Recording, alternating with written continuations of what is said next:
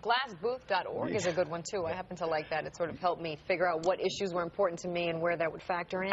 And that's something that also a lot of people can use, glass booths. So think about like a glass voting booth, I guess is the idea of it. And you go in here, and what it does is on the site, first you pick what is important to you: taxes, budget, government elections, Iraq, crime and punishment, gun control, and you give it little scores here. You say, how many points do you want to do it? So as you can see here, I'm adding more points for taxes. I care more about crime, gun control. I can reduce that. And as you do that, then it'll take you to a quiz and ask you specific questions. And then based on that, it'll tell you who you might consider voting for. It's very informative, and it's nonpartisan, which is, of course, very important. You know, and Sri, finally, there's one I think is very important for all voters now, and this is the Google voter info. It's important now because so many long lines expected at so many voting places, people worried about whether they're registered, whether they can still vote early, and there's information you can find there on that. So if you go on to this site, which is really Google's election site, there you'll find a very useful site where you can go in and type in your address, and it'll tell you where the voting booths are